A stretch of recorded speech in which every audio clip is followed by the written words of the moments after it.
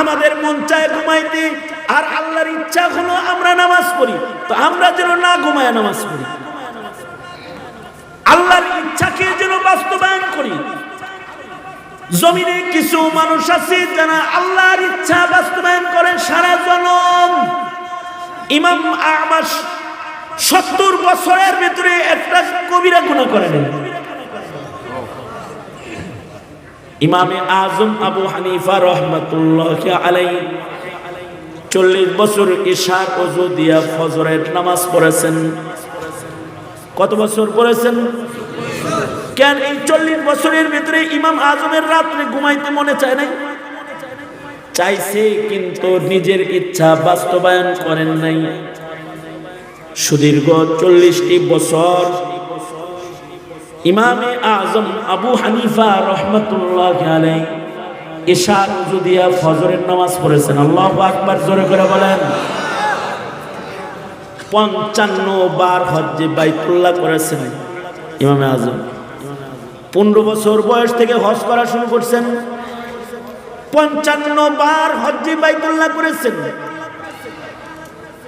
আমরাও মানুষ, এরাও মানুষ, কিন্তু তারা নিজের ইচ্ছায় জীবন ভর ঘুমাইল না, আল্লাহর ইচ্ছা বাস্তবায়নের জন্য সারা জীবন দাঁড়ায় নামাজ পড়ল। আব্দুল্লাহ ইবনুল মুবারক আমিরুল মুমিনিন ফিল হাদিস, হাদিস শাস্ত্রের বড় আমিরুল মুমিনিন ছিলেন আব্দুল্লাহ ইবনুল মুবারক, বিশিষ্ট তাবেঈ। সারা জীবন রাতের বেলায় নামাজ পড়তেন, ঈশার নামাজ পড়ে দাঁড়ায় যেতেন, ফজর পর্যন্ত নামাজে দাঁড়ায় থাকতেন। আল্লাহু আকবার। আর আমাদের গুলো সারা রাত কম্পিউটারের সামনে, ফেসবুকের সামনে কেটে যায়, আর ওনারা সারা রাত নামাজ পড়তেন। ইমামে আবু ইউসুফ রাহমাতুল্লাহি আলাইহি হানাফি মাযহাবের আরেক ইমাম। ইমামে আবু ইউসুফ সারা জীবন প্রতি রাতে 200 রাকাত করে নফল নামাজ পড়তেন। আল্লাহু আকবার, জোরে করে বলেন। কত রাকাত? কত রাকাত? 200 রাকাত নফল নামাজ, ফরজ না কিন্তু। 200 রাকাত ডেইলি নফল নামাজ পড়তেন। প্রতি সপ্তাহে 1 খতম কোরআন মজিদ পড়তেন। আর আমাদের ইমাম সাহেব, ইমামে আজম আবু হানিফা, উনি তো এক রাত্রে 2 রাকাতে খতম করতেন। একবার ইমামে আজম আবু হানিফা রহমাতুল্লাহ আলাইহি মসজিদে গেছেন ঈশার নামাজ পড়ার জন্য। যা দেখে ঈশার নামাজের কিরাতের ভিতরে সূরা জিলজাল পড়তেছে ইমাম সাহেব। ইদা জুলজিলাতিল আরদু জিলজালাহা, এই সূরা পড়তেছে। এই সূরা শোনার পরে কিয়ামতের আলোচনা, এটা শোনার পরে ইমামে আজমের হাত পাও থরথর করে নামাজের ভিতরে কাঁপা শুরু হয়েছে। নামাজ পড়া মসজিদের বাইরে আসার যোগ্যতা উনি হারায় ফেলেছেন। ওনার টেনশন হলো, আজকের রাত যদি আমার জীবনের শেষ রাত হয়, তাহলে এই রাতটাই আমার নেকি কামাই করার একমাত্র সময়। বাস এশার নামাজ পড়ে যায় নামাজ বিছায় ইমামে আজম দাঁড়ায় গেছে। দাঁড়ায় আল্লাহর কোরআনের তেলাওয়াত শুরু করেছে প্রথম পারা থেকে। মুয়াজ্জিন খাদেম কোরআনের তেলাওয়াত করার ধরন দেখে বুঝা ফেলাইছে, আজকে ইমাম তাড়াতাড়ি বাড়ি যাওয়ার না, কোরআন পড়তেছে আর কান ভাল লাগছে। মুয়াজ্জিন সাহেব মসজিদের দরজা চাপায়া মুয়াজ্জিন বাড়িতে চলে গেছে। রাতের বেলায় মুয়াজ্জিন ঘুমাইছে। ফজরের আজান দেওয়ার জন্য মুয়াজ্জিন শেষ রাতে যখন মসজিদে এসেছে, মসজিদে এসে দেখে ইমামুনা ইমামুদ্দুনিয়া ইমামে আজম আবু হানিফা রাহমাতুল্লাহি আলাইহি ঠিক আগ রাত্রি যেমন যায় নামাজে দাঁড়ানো দেখা গেছে, শেষ রাত্রি আইসা দেখে ওইভাবেই দাঁড়ায় রয়েছে।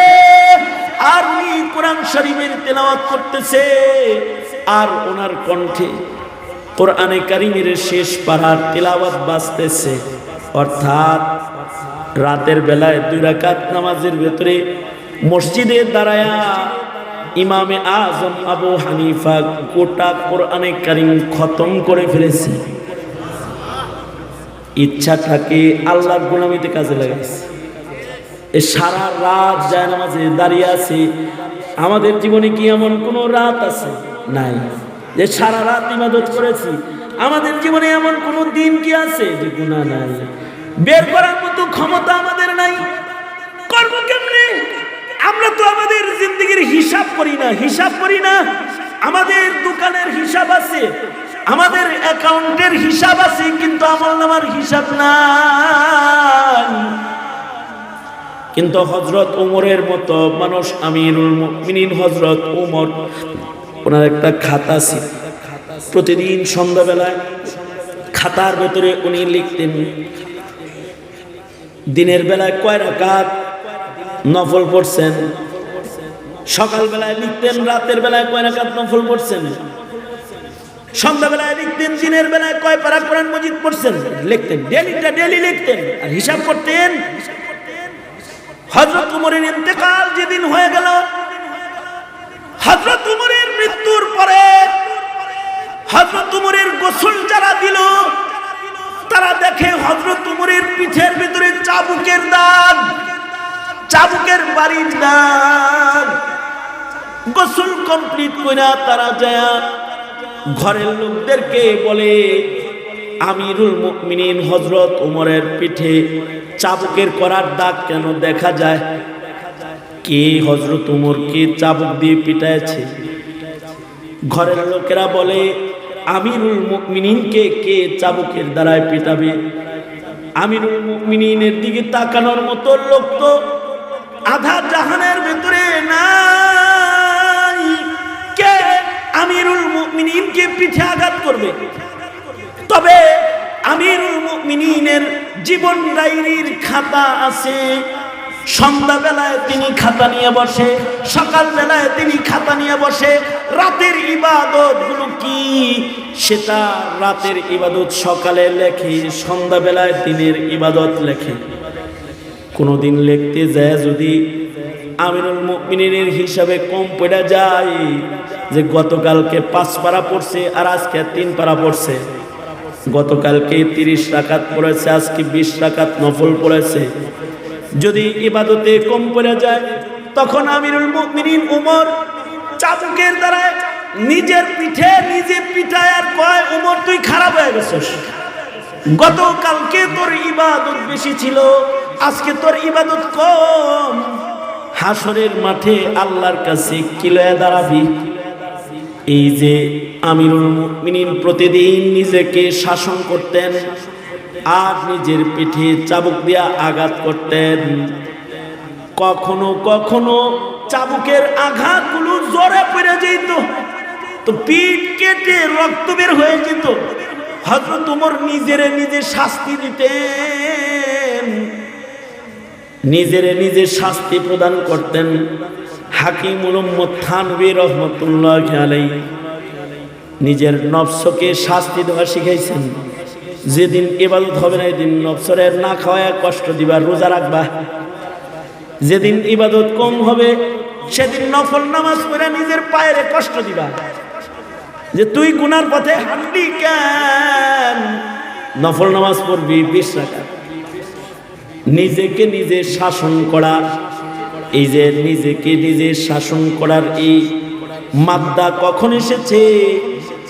যখন নিজের জিন্দেগির হিসাব নিকাশ নিজের ভেতরে এসেছে আর নিজের নফসকে দমন করার ইচ্ছা করেছে, তো নিজেকে নিজে শাসন করেছে। যারা নিজের নফসকে এমন দমন করে আল্লাহর ইচ্ছাকে বাস্তবায়নকারী হয়ে যায়, আল্লাহ তাআলা তাদের জন্য জান্নাতের ওয়াদা করেছেন। যারা নফস দমন করবে আর আল্লাহর ইচ্ছা বাস্তবায়ন করবে, আল্লাহ তাদের আল্লাহর জান্নাত দান করবেন। আমরা কি করলাম?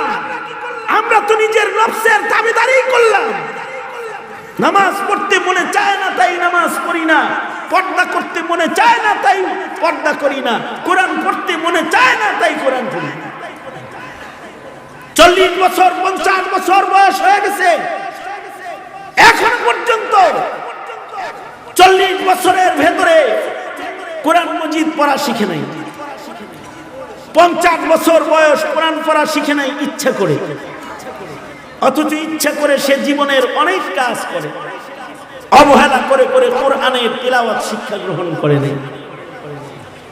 তিলাওয়াত না শিখলে তাহলে যেগুলো মুখস্থ আছে সেগুলো পড়ার আদত তো করবেন। ছোট ছোট সূরা আছে কোরআন শরীফে, যেমন সূরাতুল ইখলাস কোরআনে কারীমের কনিষ্ঠ সূরার ভেতরে একটি সূরা। মুজাদ্দিদ আল-ফিসানি রাহমাতুল্লাহি আলাইহি এই সূরাতুল ইখলাস প্রতিদিন 1000 বার পড়তেন। আল্লাহু আকবার বলেন, 1000 বার সূরা ইখলাস পড়তেন। হাদিস শরীফে আছে কেউ যদি একবার সূরা ইখলাস পড়ে 10 পারা কোরআন পড়ার সওয়াব হয়। সুবহানাল্লাহ বলেন। যদি 2 বার তেলাওয়াত করে সূরা ইখলাস তাহলে 20 পারা কোরআন পড়ার সওয়াব হয়।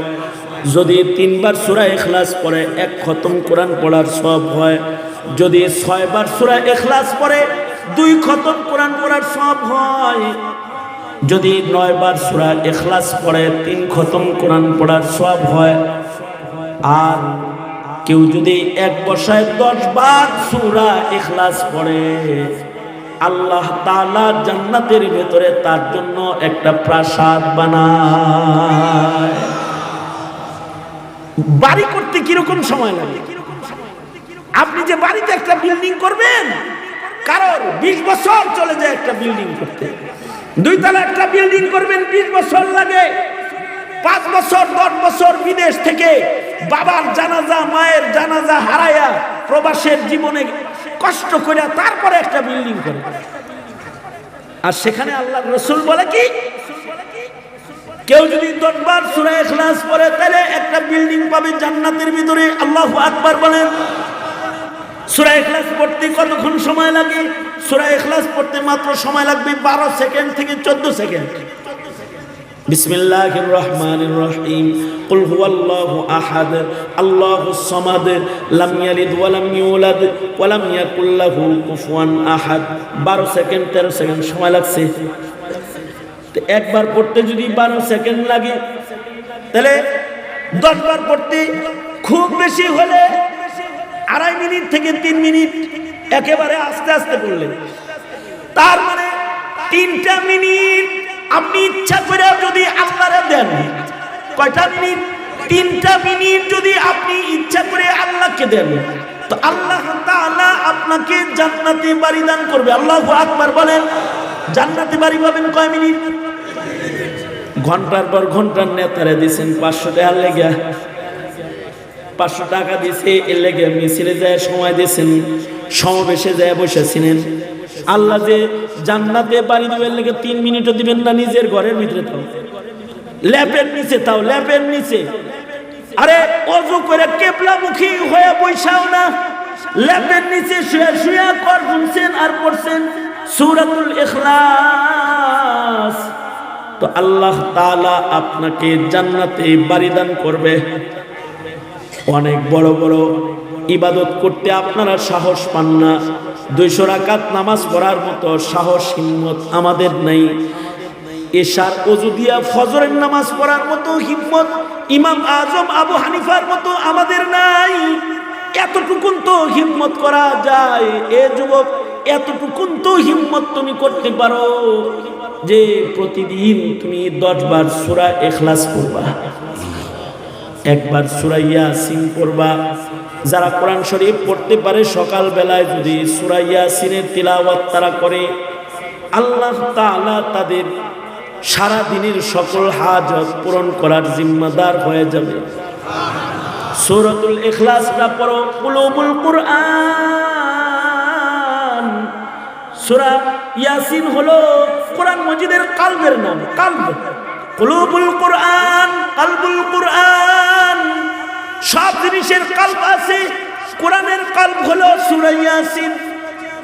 সূরা ইয়াসিন পড়া নিজের সন্তানরে শিখাইলেনও না। নিজের সন্তানরে এরকম পাগড়ি পরা হাফেজ বানান নাই, অসুবিধা নাই, ঠিক আছে, তাই কোরআন পড়া শিখান। আপনার সন্তানটা যেন সূরা ইয়াসিন পড়তে পারে এতটুকু যোগ্যতা হোক। লাভ কি হবে? ঘরের ভেতরে যদি আপনার মৃত্যুর যন্ত্রণা শুরু হয়ে যায়, আর আপনার মেয়ে, আপনার ছেলে অথবা আপনার বিবি, আপনার মন যদি আপনার পাশে পয়সা মৃত্যুর যন্ত্রণার সময় যদি সূরা ইয়াসিন পড়তে থাকে, তাহলে হাদিস শরীফের ভিতরে আছে আজরাইল যখন আপনার রূহ কবজ করতে আসবে, তো আজরাইলকে সূরা ইয়াসিনের আওতাধীন ফেরেশতা যারা আছে তারা ফেরত দিয়ে দিবে। আর আজরাইল ফিরা আল্লাহর কাছে চলে যাবে, যা বলবে, ও আল্লাহ, গেছিলাম তোমার বান্দার জান কবজ করার জন্য, কিন্তু তার ঘরের ভেতরে সূরা ইয়াসিনের তিলাওয়াত হইতেছে, ফেরেশতারা তারে ঘিরে রাখছে, কোন দিক দিয়ে রোজা টান দিব, যাওয়ার জায়গাটাও নেই, এই জন্য ফেরত আসছি। হাদিস শরীফে আছে আল্লাহ তাআলা তখন আজরাইলকে বলে, আজরাইল একা যাও না, জান্নাতের দারোগা রিদওয়ানকে লয়ে যাও, জান্নাতের ফেরেশতা রিদওয়ানকে লয়ে যাও। রিদওয়ান আমার বান্দার সামনে দাঁড়ায় তার রূহকে ডাক দিবে, আর তোমার হাতে চলে যাবে। সূরা ইয়াসিনের তিলাওয়াতটা ঘরের ভেতরে হইতেছে, আর মৃত্যু যন্ত্রণা নাই। আল্লাহর রাসূল বলেছেন, ভালো মরণ যদি কারোর হয় তাহলে তার কবর ভালো হয়। আমি হাদিস পড়েছি, আল্লাহর রাসূল বলেন, কামা তাঈশুনা তামুতুন ওয়া কামা তামুতুনা তুবাসুন ওয়া কামা তুবাসুনা তুহশারুন। কারোর যদি জীবনের কর্মকাণ্ড ভালো হয়, একটু জিকির করা, একটু কোরআন পড়া, একটু নফল নামাজ পড়া, একটু সালাতুল ইশরাক পড়া, একটু আওয়ামিনের নামাজ পড়া, নজরটাকে একটু হেফাজত করে চলাফেরা করা, চোখের গুনাহটা না করা, মিথ্যা কথা না বলা, পাপাচারের দিকে নিজেকে না নেওয়া, যদি এতটুকু সতর্ক চলাফেরা কারোর হয়, তাহলে তার মরণ ভালো হয়। ঘরের ভিতরে কোরআন তেলাওয়াত হয় তো তার মরণ ভালো হয়। তার পাশে যদি কেউ কোরআন পড়ে তাহলে তার মৃত্যু ভালো হবে, যার মরণ ভালো হয়ে যাবে। যার মরণ ভালো তার কবর ভালো। আল্লাহর রাসূল বলেছেন, কিছু মানুষ আছে তাদের মরণের সময় ভালো মৃত্যু হয়, অর্থাৎ ইবাদতের হালতে মৃত্যু হয়, রহমতে ঘেরা মৃত্যু হয়, মুখে কালিমা জারি হয়। কিছু মানুষের মরণের সময় মুখ দিয়ে বের হয়ে যায়, লা ইলাহা ইল্লাল্লাহ মুহাম্মাদুর রাসূলুল্লাহ। যাদের মুখ দিয়ে লা ইলাহা ইল্লাল্লাহ মুহাম্মাদুর রাসূলুল্লাহ মরার সময় বের হয়, আল্লাহর রাসূল বলেছেন তারা বিনা হিসাব জান্নাতে চলে যায়। কারোর কারোর মরার সময় নামাজ হয়, মরার সময় কোরআন তেলাওয়াত হয়। মরণ যাদের ভালো হয়, কবর তাদের ভালো হয়, হাসর তাদের ভালো হয়।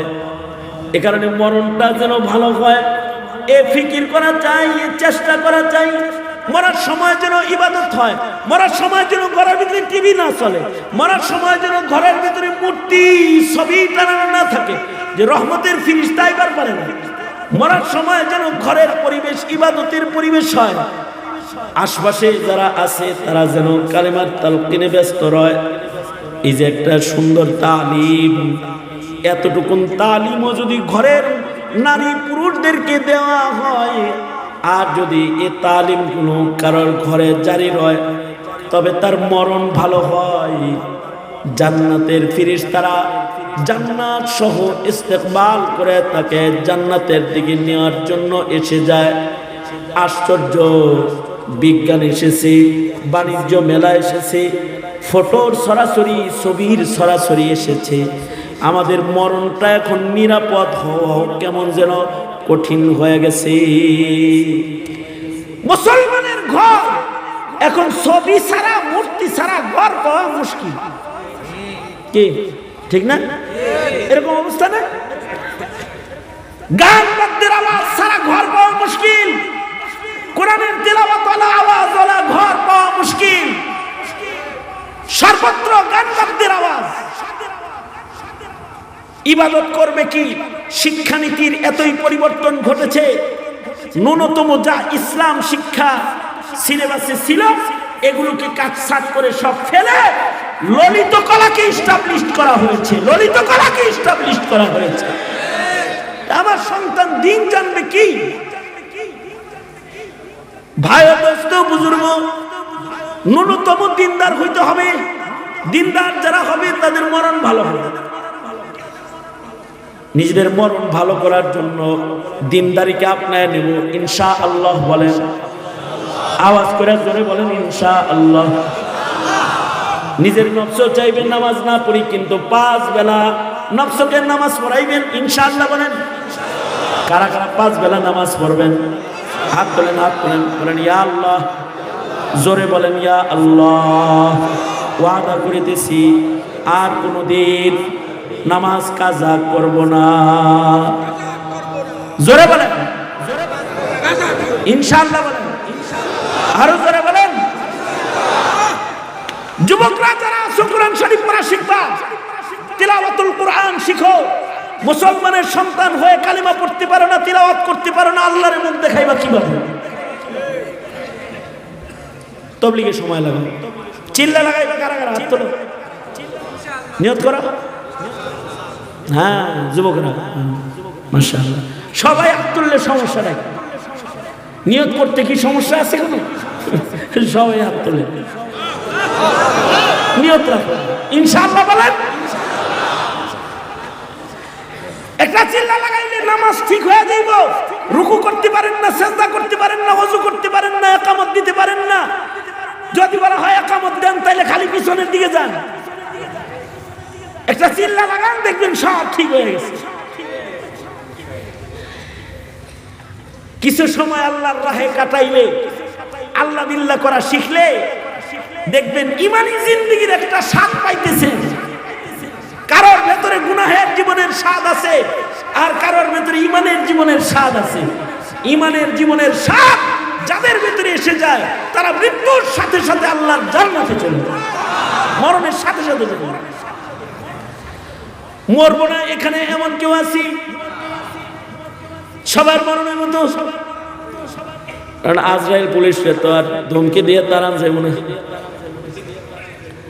পৃথিবীর কোন রাজা বাদশারা আজরাইলকে তাড়াইতে পারে নাই। জুলকারনাইন সারা দুনিয়ার বাদশা ছিল, আজরাইল তাড়াইতে পারে না, অথবা দুনিয়ার কোনো কিছু নিয়ে যাইতে পারে নাই। এ কারণে জুলকারনাইন মরার আগে ওসিয়ত করেছে, সন্তানরা আমি মরে গেলে কাফনের কাপড়ের ভেতর থেকে আমার খালি হাত দুইটা বাইরে আনবি, তারপরে ঘুরাবি। শহরের ভিতরে লাশ লয়ে ঘুরবি। ছেলেরা বলে, আব্বা সারা দুনিয়ার বাদশা, আপনাকে কেন হাত কাফনের কাপড়ের বাইরে দিয়ে ঘুরাবো? সবাইরে আমি দেখা যায়, দুনিয়ার কোনো টাকা পয়সা আমার সাথে যায় না, আমি খালি হাতে যাইতেছি। সারা দুনিয়ার বাদশা কিন্তু আজরাইল তাড়াইতে পারে নাই। হযরত সুলাইমান আলাইহিস সালাম সারা দুনিয়ার বাদশা, কিন্তু আজরাইল আসছে তো লয়ে গেছে, 1 সেকেন্ড ভিসা বানায় নাই। আরে মুহাম্মাদুর রাসূলুল্লাহ সাল্লাল্লাহু আলাইহি ওয়াসাল্লাম, যার খাতিরে এই দুনিয়া আল্লাহ বানালেন, যার খাতিরে সারা ভুবন সাজালেন, যাকে শ্রেষ্ঠ পয়গম্বর বানালেন, তারপর আজরাইল আসছে। এবং আজরাইল এসে পয়গম্বরকে লয়ে গেছে। পয়গম্বর থাকতে পারে নাই। পয়গম্বর নিজের মারে রাখবার পারে নাই, বাবারে তো পাই নাই। আমরাও কাউরে রাখতেও পারবো না, নিজেরা থাকতেও পারবো না।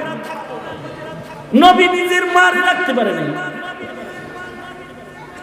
আল্লাহর রাসূলের মা যেখানে ইন্তেকাল হয়েছে, বড় ভয়াবহ ইন্তেকাল। এখনো পর্যন্ত আবওয়া এলাকায় গেলে দেখা যায় কোনো ঘর বাড়ি নাই, 2 পাহাড়ের মাঝখানে নবীর মার কবর। এইখানে নবীজির মা যখন ইন্তেকাল করতেছেন সুবহে সাদেকের সময়, নিজের সন্তানদের বুকের ভিতরে টান দিয়ে কাছে আইনা বলে, বাবা মুহাম্মদ, আগামীকালকে তোর জীবনে একটা নতুন সূর্য উদয় হবে। সিরাত ইবনে হিশাম এসেছে, আমেনা বুঝাইতে চায়, বাবা এতদিন ছিলি বাপ হারা, আগামীকালকে হবি মা হারা। আগামীকালকে তোর মা বলারও কেউ থাকবে না। আল্লাহর রাসূল মারে জড়ায় ধরে কাঁদতেছেন। নবীজির মায়ের বুকের উপরে নবীজির মাথা, নবীজি মারে জড়ায় ধইরা রাখছে, কিন্তু ধইরা রাখতে পারে নাই। আজরাইল টান দিয়া হযরত আমিনার রূহটা বের করে লয়ে গেছে। আল্লাহর রাসূল সাল্লাল্লাহু আলাইহি ওয়াসাল্লাম দাসী উম্মে আইমানকে সাথে লইয়া নিজের মার কবর নিজের হাতে খনন করছে। 6 বছরের বালক। আল্লাহর রাসূলের বয়স হইল মাত্র 6 বছর। 6 বছরের মুহাম্মদ মার কবরের মাটি খনন করতেছে। মার কবর থেকে পাথরের টুকরাগুলো সরকারে তো আলম নবীর নিজের হাতে উঠাইবার লাগছে। 2 পাহাড়ের মাঝখানে এমন কোন পুরুষ ওইখানে নাই যে নবীজির মাকে কবরে নামাবে, কোন আপনজন কেউ নাই। দাসী উম্মে আইমান লাশের এক মাথায়, আর হাবিবে কিবরিয়া নিজের মায়ের মাথা মুবারক ধইরা কবরের ভিতরে নামায়া দিছে। 6 বছরের নবী মুহাম্মদুর রাসূলুল্লাহ সাল্লাল্লাহু আলাইহি ওয়াসাল্লাম মাকে ডেকে ডেকে বলতেছে, মা তুমি সত্যই চলে যাইতেছো মুহাম্মদ রাইখা। নিজের হাতে আল্লাহর রাসূল নিজের মাকে কবরস্থ করেছেন। সিরাত ইবনে হিশাম লিখেছে, সন্তান যেমন মার বুকের উপরে শুয়ে ঘুমায়, আল্লাহর রাসূল নিজের মাকে কবরের ভিতরে নামাইয়া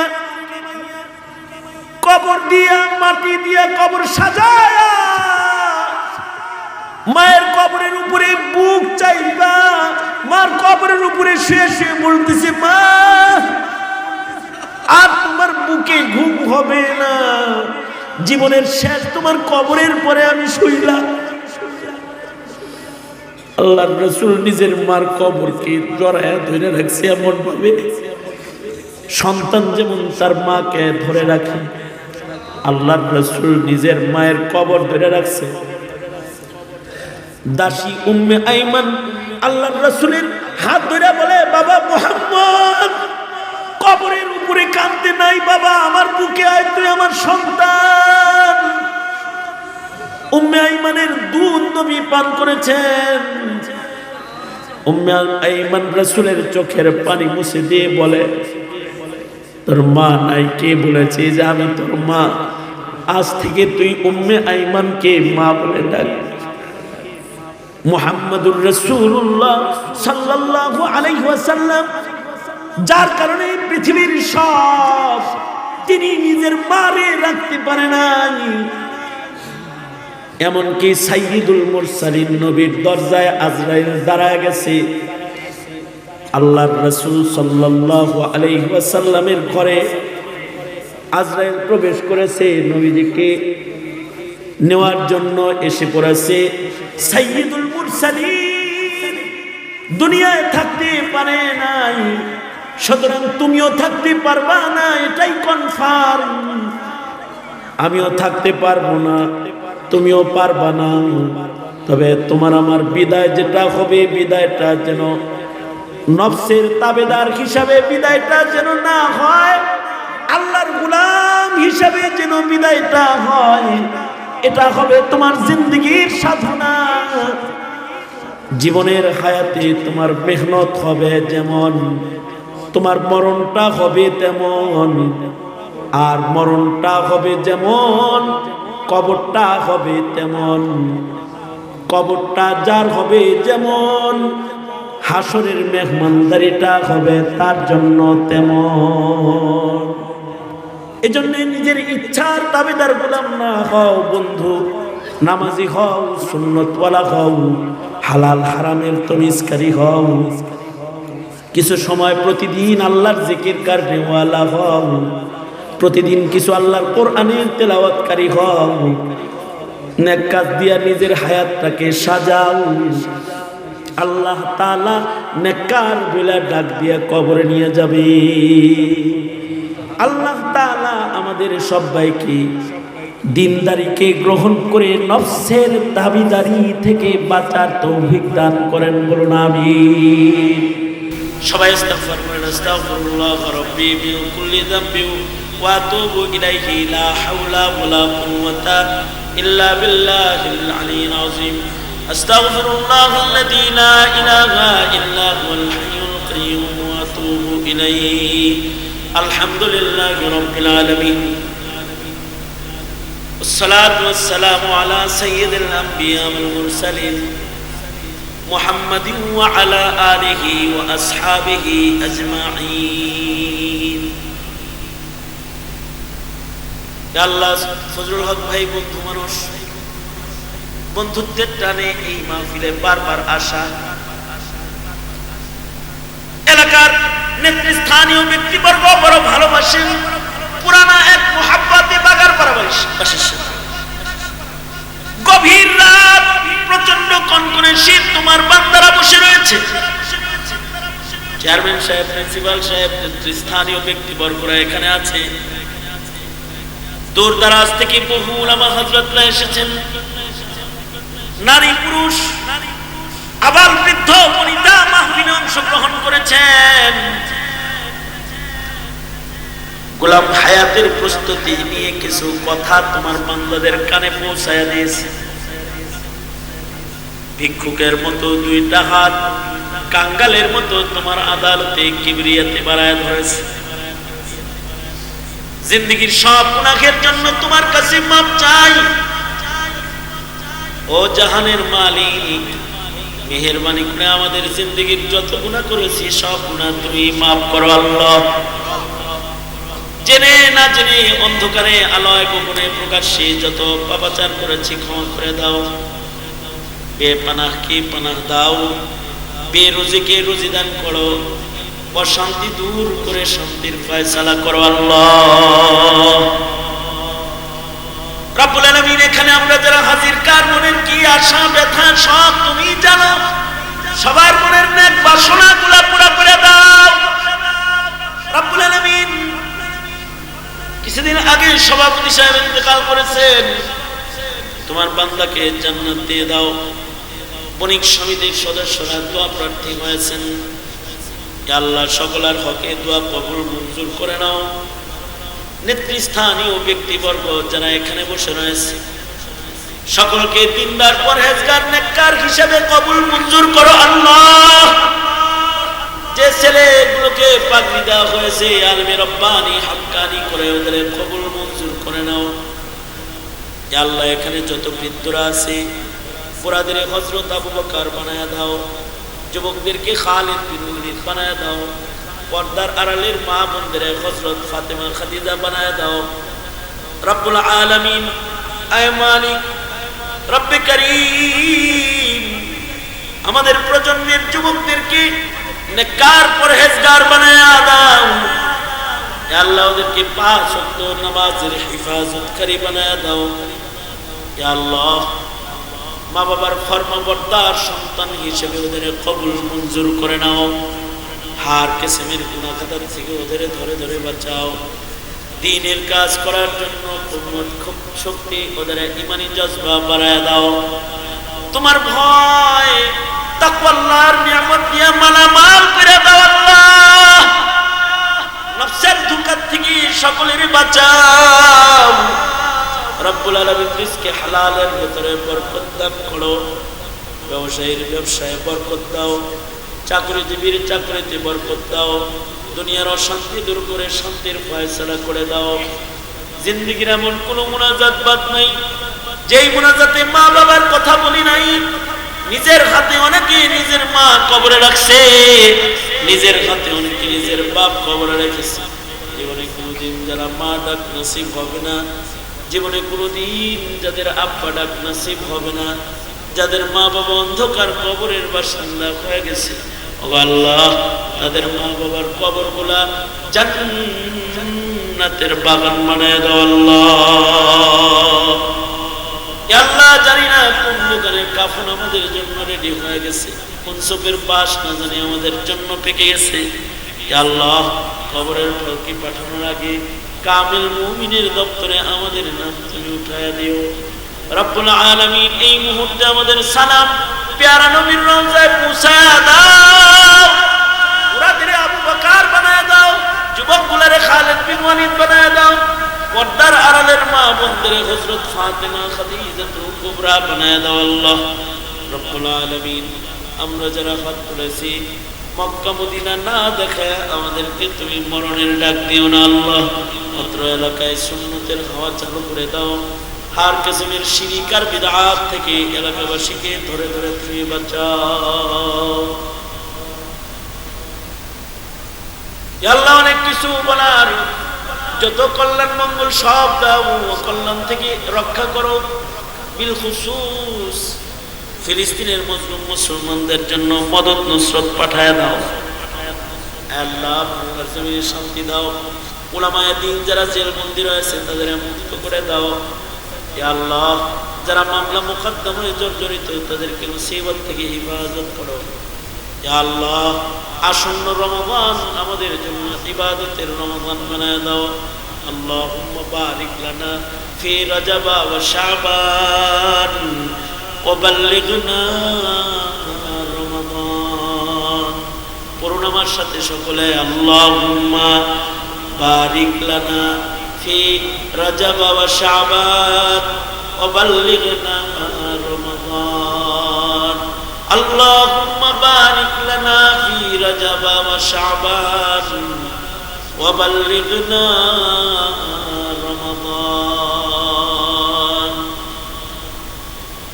اللهم عافنا في قدرتك وادخلنا في رحمتك. نسألك دوام العافية تمام العافية والشكر على العافية. اللهم اجعلنا من التوابين واجعلنا من المتطهرين واجعلنا من عبادك الصالحين الغر المحجلين الوفد المتقبلين.